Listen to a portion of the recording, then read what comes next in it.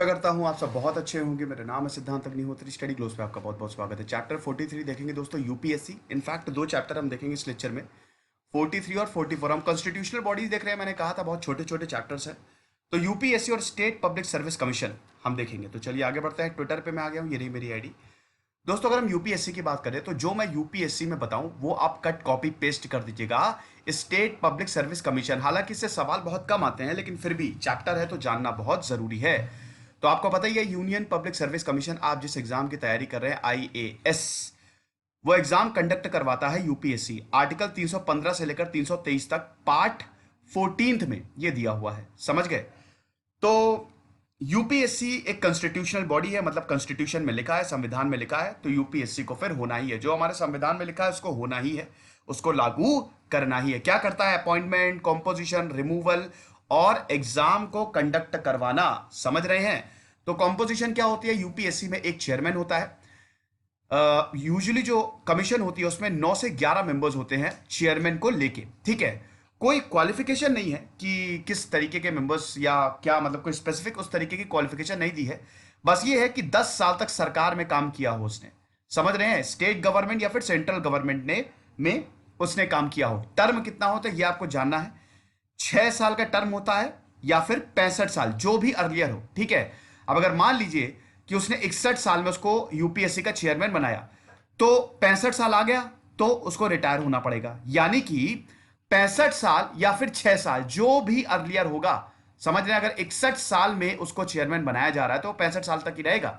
मतलब ऐसा नहीं है कि उसको 6 साल पूरे कंप्लीट करने हैं। तो इसीलिए मैं कह रहा हूं कि 6 साल का टर्म होता है या फिर 65 साल का, जो भी इसमें से पहले आ जाए। प्रेसिडेंट जो है वो एक्टिंग चेयरमैन को भी अपॉइंट कर सकता है। कब अपॉइंट कर सकता है? जब यूपीएससी का जो ऑफिस है वो वेकेंट हो जाए, जब चेयरमैन जो है वो, उसका जो ऑफिस है वो वेकेंट हो जाए, मतलब वो इस्तीफा दे दे, ठीक है, या फिर उसको निकाला जाए।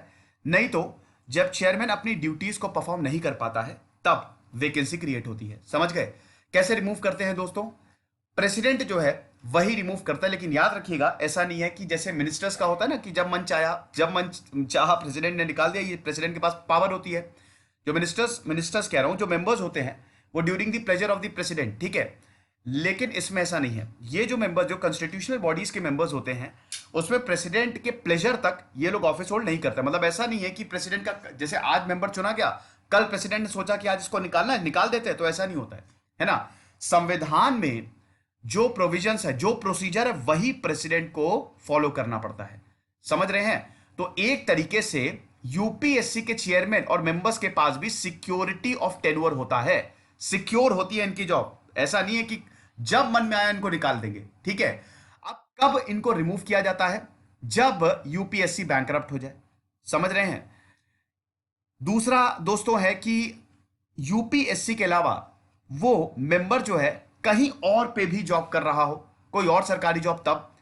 तीसरा, जब अनस्टेबल माइंड हो, है ना, अपनी जो ड्यूटीज है वो परफॉर्म नहीं कर पा रहा हो। ये 3 रीजंस दोस्तों लिखे हुए हैं किताब में।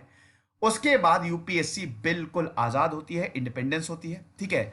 अब जैसा कि मैंने बताया कि इनको सिक्योरिटी ऑफ टेन्योर मिलता है, ठीक है। अगर मेंबर्स को हटाना है, चेयरमैन को हटाना है, तो जो कॉन्स्टिट्यूशन में लिखा है उसी हिसाब से हटाया जाएगा, ठीक है।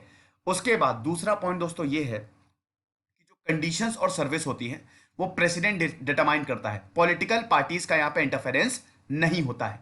Consolidated fund of India charge expenditure, मैंने बताया था ना, charge expenditure, consolidated fund of India से इनकी सैलरी दी जाती है। मतलब वोट नहीं किया जाएगा, नॉन वोटेबल है।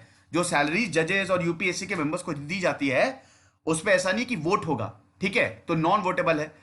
तो इनकी सैलरी पे भी कभी रोक नहीं लग सकती। अगर फाइनेंशियल इमरजेंसी लगी है तब रोक लगाई जा सकती है। उसके बाद जो चेयरमैन ऑफ द यूपीएससी है, एक बार उसने रिटायरमेंट ले लिया या एक बार उसने ऑफिस को छोड़ दिया तो सरकार में उसको नौकरी नहीं मिलेगी। फिर एक बार उसका रिटायरमेंट हुआ तो फर्दर एम्प्लॉयमेंट उसको सरकार में नहीं दिया जाएगा। He is not eligible. ये सब लिखा हुआ है, ठीक है, ये सब हमारे संविधान में लिखा हुआ है। ऐसा नहीं कि अगर चेयरमैन, जो यूपीएससी का चेयरमैन, उसने रिटायरमेंट ले लिया फिर कहीं और जॉब करने लगा, वो ऐसा बिल्कुल नहीं है। उसके बाद यूपीएससी के जो चेयरमैन होते हैं, अगर उनका जब एक बार टेन्योर पूरा हो गया तो दोबारा उनका अपॉइंटमेंट नहीं होता। मतलब एक बार टेन्योर पूरा हो गया तो दोबारा उनको अपॉइंट नहीं किया जाएगा। ठीक है, तो ये भी चीज है। द चेयरमैन और a member of UPSC is not eligible for reappointment to that office. समझ गए? फंक्शंस क्या होते हैं आपको पता ही है कि ऑल इंडिया सर्विसेज, ये कई बार सवाल पूछा जा चुका है, all India services, central services, public services of the centrally administered territories, ये सारे एग्जाम्स कंडक्ट करवाता है। समझ गए हैं? आईएएस का तो सबसे बड़ा एग्जाम होता है, ठीक है। उसके बाद जॉइंट रिक्रूटमेंट सर्विस भी, जॉइंट पब्लिक सर्विस कमीशन भी ये बना सकता है अगर स्टेट इसको रिक्वेस्ट करता है। समझ रहे हैं? तो ये चीज, उसके बाद फिर बहुत सारी और भी चीजें लिखी हुई है दोस्तों कि क्या किस मैटर्स पे कंसल्ट करेगा यूपीएससी, वो आप एक बार पढ़ लीजिएगा, ठीक है। वो कम से कम 10-15 पॉइंट्स हैं, वो आप एक बार जरूर देख लीजिएगा। अब लिमिटेशंस क्या क्या है देखिए। रिजर्वेशन, जहां रिजर्वेशन की बात आती है, एससी एसटी ट्राइबल्स, तो वो पावर इनके पास नहीं है, रिजर्वेशन की ताकत इनको नहीं दी गई है। तो ये चीज आपको समझना पड़ेगा। ये दोस्तों यूपीएससी के बारे में था। इसके बाद हम पब्लिक सर्विस कमीशन की बारे में बात करते हैं। State public service commission, copy paste कर दीजिए जो यूपीएससी में लिखा है, यहां पे कॉपी पेस्ट कर दीजिए, वही पब्लिक सर्विस कमीशन में भी यहां पे भी अप्लाई होता है। बस फर्क ये है कि जहां जहां प्रेसिडेंट है वहां वहां गवर्नर आ जाएगा। तो स्टेट की बात हो रही है तो यहां पे गवर्नर आ जाएगा, ठीक है। अब इसी ये जो पीएससी के जो प्रोविजंस है वो यही इसी आर्टिकल 315 से 323 तक दिए हुए हैं, ठीक है, पार्ट 14 ऑफ द कॉन्स्टिट्यूशन में, ठीक। अब कॉम्पोजिशन बिल्कुल वही है, बस यहां पे एक फर्क है। फर्क ये है कि प्रेसिडेंट नहीं, यहां पे गवर्नर के पास ताकत होती है। समझ रहे हैं? प्रेसिडेंट तो ऊपर ही बैठेगा, लेकिन गवर्नर, स्टेट में गवर्नर होता है तो गवर्नर के पास ताकत होती है। तो प्रेसिडेंट को आप गवर्नर से रिप्लेस कर लीजिए, लेकिन कुछ मामले में यहां पे प्रेसिडेंट डायरेक्ट एक्शन लेगा, वो क्या है अभी हम देखेंगे। फिर चेयरमैन, हाँ, ये जो टेन्योर होता है 6 साल का होता है और 62 साल की उम्र में रिटायरमेंट हो जाता है। तो 6 साल का टेन्योर या फिर 62 साल, जो पहले आए। यूपीएससी में एज लिमिट थी 65 साल, इसमें है 62 साल, 62 ईयर्स। समझ गए? तो ये एक डिफरेंस है। उसके बाद अगर रिमूवल की बारी आई दोस्तों, तो जैसे यूपीएससी के मेंबर्स को हम रिमूव कर सकते हैं, वैसे ही same to same public service commission के मेंबर्स को भी हम रिप्लेस कर सकते हैं, रिमूव कर सकते हैं। समझ रहे हैं? लेकिन यहां पे गवर्नर रिमूव नहीं करेगा। जब रिमूवल की बारी आएगी, इस चाहे वो यूपीएससी हो चाहे वो एसपीएससी हो, तो प्रेसिडेंट रिमूव करेगा। समझ गए?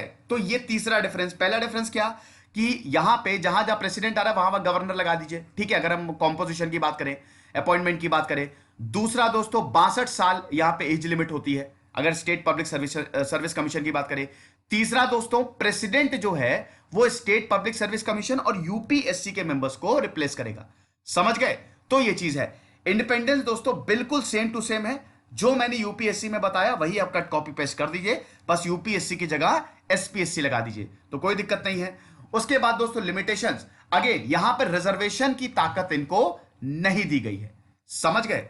तो ये दोस्तों छोटा सा चैप्टर था, बहुत ही छोटे चैप्टर्स हैं दोस्तों। आप कॉन्स्टिट्यूशनल बॉडीज, एक एक 2-2 पेज के चैप्टर्स हैं। तो अगले में हम कमीशन देखेंगे, फाइनेंस कमीशन और कमीशन फॉर एससी एसटीज। तो कुछ रहिए, पढ़ते रहिए। जैसे सिद्धांत अग्निहोत्री साइनिंग ऑफ।